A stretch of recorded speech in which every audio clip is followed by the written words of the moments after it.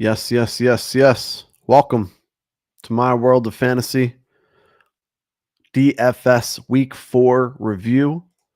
We are here to give our opinion on how we played in Week 4 for DFS, as well as the league I am in, how they played in Week 4, where we finished, where we are season long after 4 weeks. And then, as always, our Jesse heads up review to see if he won. Maybe there's a cliffhanger. Who knows? Maybe he did. We'll check it out today. Looking into DFS for week 4. It is Saturday, so we are through one game of week 5, but we're still here and ready to check this out, make it a little short, and go over some thought processes. It's really been working for me too. I really enjoy this to kind of look at it from this perspective. So, all right, let's bring this up. We got our DFS league that we're in, and we're going to go over how we played. We played Drake May again. I feel like we've played him maybe 2 out of the 4 weeks so far. We played Drake May again. CMC, we played him probably every week. He's just never too expensive for the volume and touches he's getting. So we played CMC. We played Omarion Hampton. We played Jacoby Myers, Trey Tucker. Those two were probably too many Raiders, too many Raiders, but we played them. Puka Nacua, which was basically a free square, so it's like almost an automatic. You basically have to play Puka. Brenton Strange paid down for tight end, like I usually do for Brenton Strange. James Cook in a positive matchup against New Orleans, and actually, luckily, New Orleans Saints held in there and kind of pushed James Cook to go over 100 yards, and he got the bonus there, so that was helpful. And then Titans, paid down, cheapest at possible to do, to play, and paid for it. Or I should say, well, yeah, I didn't pay for it, but then I paid for it in my results, only getting 2 points from them. So that's my team right there. That's kind of how we'll base the other teams and how they played. I like this team other than Jacoby Myers and Trey Tucker. I think I could have got a little bit more creative, could have got a little bit, I don't know, different there. I like Puka. I think CMC and Puka are a definite. So something I want to see when we look at other teams and how they played, and we'll kind of look to see, the top 5 teams season long too, and how they played, but also the top, 3 or 4 teams in this week and how they played. Most of them will be the same. But anyway, when we do that, we want to see if they played CMC, Puka Nacua, and Omarion Hampton. Okay. We're interested to see how they played in quarterback too. I am interested in that, but I'm more interested to see if they played those 3 players: CMC, Omarion Hampton, and Puka Nacua. Because in my head, that is, in my opinion, the only, like, a must plays, 3 must plays. And so we want to see if they played the three must plays. All right, so we'll start with this week. And number 1 was Quentin Cook, and again, he wins because he has 2 wins. I have a 100% cash rate, which is amazing. So I've cashed all 4 weeks, but 3 of those weeks were third places. So I cashed, but it's smaller, and he has 2 wins. So good for him. He has 2 wins there. Let's see what he has for week 4. 175 points. Daniel Jones. So he paid just about the same for Drake May. But he played CMC, Omarion Hampton, and Puka Nacua. So exactly what I wanted to see. Actually, not what I wanted to see, because that means he's good. so he is a good player. He played CMC, Omarion Hampton, and Puka Nacua. So that's interesting. Tyler Warren, he got in a tight end, which I would have liked to do, and he played Hunter Henry again.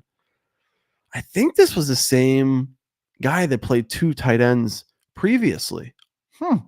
Interesting. So let's see if we hide our shared players. He went with Daniel Jones. I went with Drake May. I won in that, but he went with Drake London, and I went with Trey Tucker and Jacoby. So he played Jacoby Myers too. So it's probably not a bad play. It's just he got enough money to get to Drake London because he played Hunter Henry in his flex instead of James Cook. I mean, it's really close. He beat me by 7 points. So, the difference between this 4 and 4 we're looking at right here is 7 points. So not a lot. Interesting. But yeah, he's a good player because he's playing all the right players, and then he's getting creative with getting Drake London in there, which was a blow up game for him. He played really well. So and Tyler Warren. So that was actually pretty good play by Quentin Cook. The Stinky Pete beat me by 1.9. And it looks like he played a couple different players. So let's look. So he played O'Marion Hampton. He did play Puka, but he didn't play CMC. So that's interesting. So let's see how many shared players. So yeah, it was a 6-on-6. So he played a lot of different players. He got Romo Dunze in there. Hubbard he played, and then Geno Smith who really struggled. Drake London he played as well. So that was somebody I couldn't play. I didn't have enough money to get to him, and he scored 28 points. And then the Texans defense he paid up for. I paid, and we played each other. So the Titans played the Texans and got 2 points, and the Texans played the Titans and they got 14 points. So he made a big difference there, and scored more points than me with this. Wow, interesting. It must be the 12-point difference in defense because everything else is pretty even. I had CMC. Wow, interesting. And I even had a big edge on him for quarterback. But because of Drake London, him playing Drake London, and because he had the 14 points from Texans, he actually ended up beating me by 1 point. Interesting. I wouldn't have expected that from Stinky Pete. I wouldn't have expected that. So, all right, interesting to see. I came in third. So again, I came in third place. I'm first overall right now in total points. So the other thing I want to look at is, all right, in total points, how after 4 weeks, how we all have been playing, how did they play in week 4? So number 1 is me. So we know how we played in week 4. Number 2 overall is Afed House. Remember him? And he was number 4 in this week. So, and he was only 5 points behind me. He did play CMC, O'Marion, and Puka. Wow. So he must have got weird and different. Let's look at our heads up. He actually played Brenton Strange too. So this was a 2v2. Interesting. So again, when we look at, number 2 overall right behind me, it's because of this. He's playing well. He's playing the right players. He only has 2 different players. He played Chris Olave and Devontae Adams, who played well. He even had a touchdown, right? But 15 compared to 50 or 25 from James Cook is going to hurt. Interesting. So we played the exact same players except for 2. I went with Trey Tucker. I paid down to get to James Cook.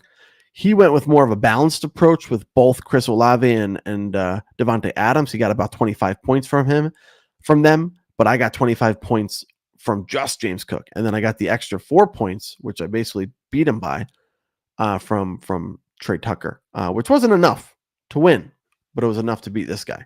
So that's good to see. Interesting. He played the same players except for these 2. Okay. Yeah, he's pretty good. He's number 2 overall. I'm above him by about 20 points, right? Yeah. Yep. About 20 points, 21 points. Number 3 overall is Quentin Cook. Obviously, he's been playing well. We checked his team out already. Number 4 overall is Heno. How did Heno do? 158 points. Let's see how many players. He also played Puka, but that's it. He didn't play CMC or O'Marion Hampton. So that's kind of where, in my opinion, that's a mistake. And I think he's seeing that. He played Jones, which is not a bad play there. Bucky Irving, who scored 29 points, so a good play there. Michael Pittman, Chris Olave, and Tyler Warren. I wanted to get to Tyler Warren. He's another 1,400 on top of Brenton Strange. So because I went with the build that I went with, let's go back to my team. I went with the Brenton Strange to get to James Cook in the flex. Like, we haven't seen anybody use James Cook yet, right? At all? No, I don't think so.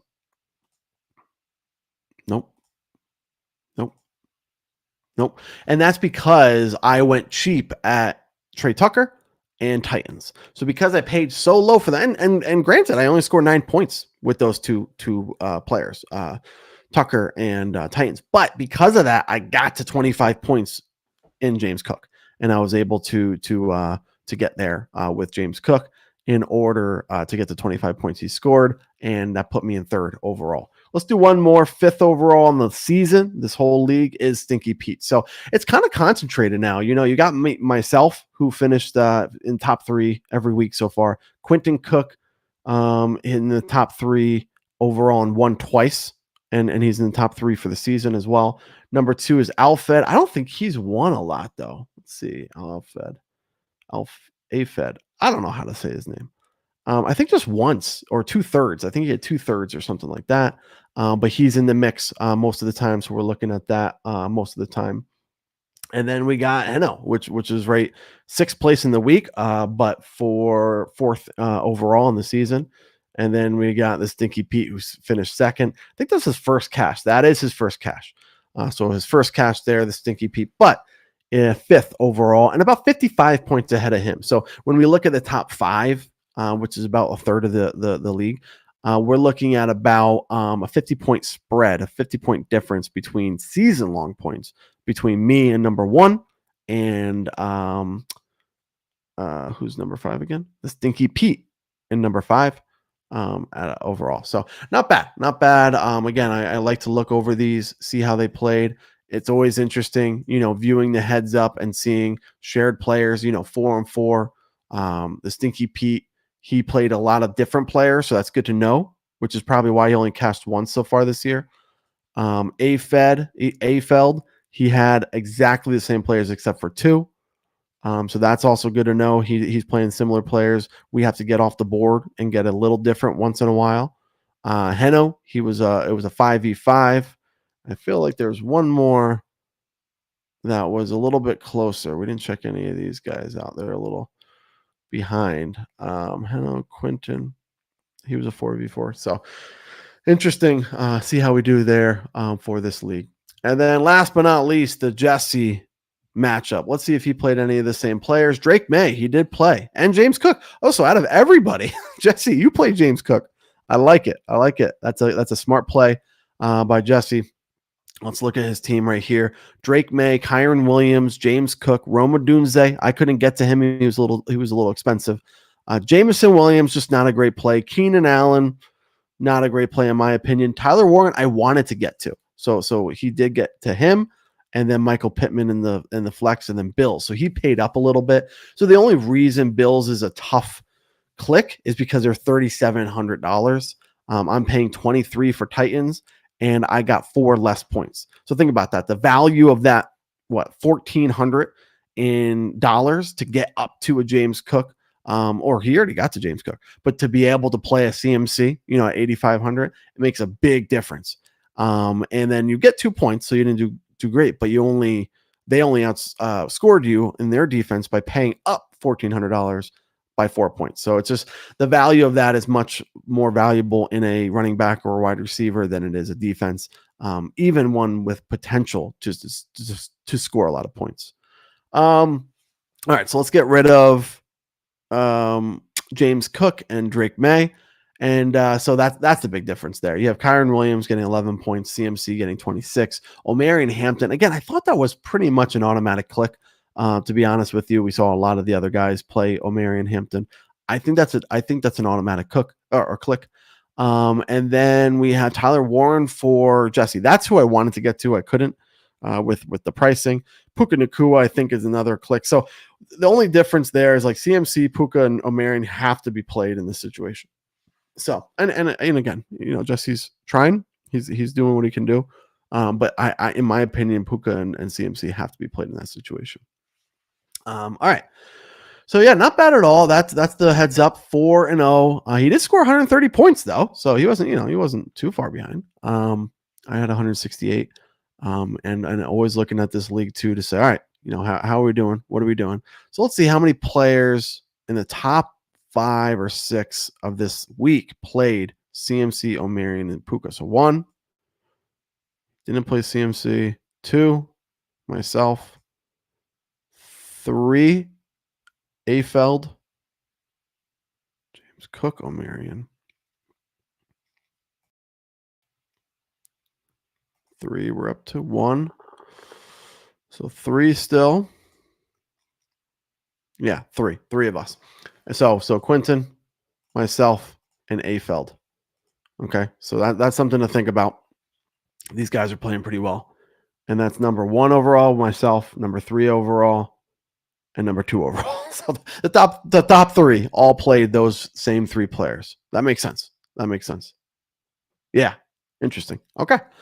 All right, we're going to wrap it up. Just wanted to share a little bit there, kind of look at how we played, kind of decide how we think they played. What was this ECU Pirate had? James Cook and Omarion Hampton and Roma Dunze and Quentin Johnson and Ibuka. Wow. Interesting. 162 points still. Not too bad.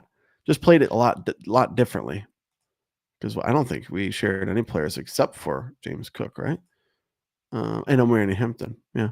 And Jacoby Myers. Just like this different pieces. A little odd. Okay. All right.